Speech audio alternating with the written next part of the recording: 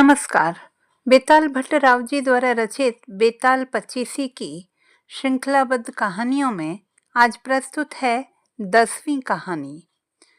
मदनपुर नगर में वीरवर नाम का राजा राज करता था। उसके राज्य में एक वैश्य था जिसका नाम हिरण्यदत्त था।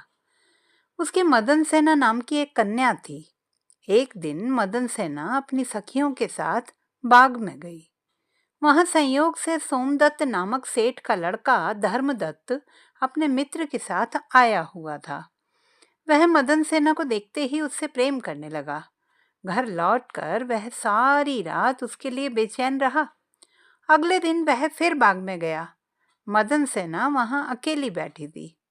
उसके पास जाकर उसने कहा, तुम मुझसे प्यार नहीं करोगी तो मैं प्राण दे दूंगा। मदन सेना ने जवाब दिया, आज से 5वें दिन मेरी शादी होने वाली है, मैं तुम्हारी नहीं हो सकती। वह बोला, मैं तुम्हारे बिना जीवित नहीं रह सकता।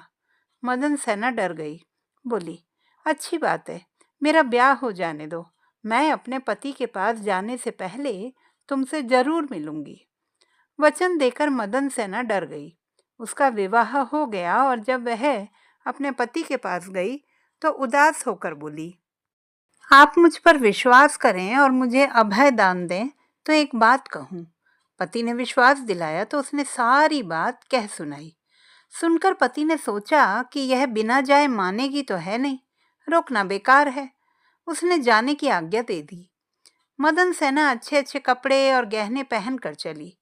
रास्ते में उसे एक चोर मिला। उसने उसका आंचल पकड़ लिया। मदन सेना ने कहा, तुम मुझे छोड़ दो, मेरे गहने लेना चाहते हो तो ले लो। चोर बोला, मैं तो तुम्हें चाहता हूँ। मदन सेना ने उसे सारा हाल कहा। पहले मैं वहां हुआ हूँ, तब तुम्हारे पास आऊंगी। चोर ने उसे छोड़ दिया। मदन सेना धर्मदत्त के पास पहुंची।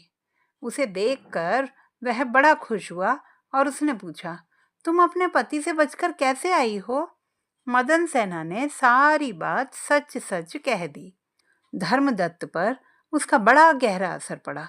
उसने उसे छोड़ दिया। फिर वह चोर के पास आई। चोर भी सब कुछ जानकर बड़ा प्रभावित हुआ और वह उसे घर पर छोड़ गया। इस प्रकार मदन सेना सबसे बचकर पति के पास आ गई। पति ने सारा हाल सुना तो बहुत प्रसन्न हुआ और उसके साथ आनंद से रहने लगा। इतना कहकर वेताल बोला, हे राजा, बताओ, पति, धर्मदत्त और चोर, इनमें से कौन अधिक त्यागी है? राजा ने कहा, चोर। मदन सेना का पति तो उसे दूसरे आदमी पर रुझान होने से त्याग देता है। धर्मदत्त उसे इसलिए छोड़ता है कि उसका मन बदल गया था। फिर उसे यह डर भी रहा होगा कि कहीं उसका पति उसे राजा से कहकर दंड न दिलवा दे। लेकिन चोर का किसी को पता न था, फिर भी उसने उसे छोड़ दिया, इसलिए वह उन दोनों से अधिक त्यागी था। राजा का यह जवाब सुनकर वेताल फिर पेड़ पर जा लटका और राजा जब उसे लेकर चला तो उसने फिर एक नई कथा सुनाई।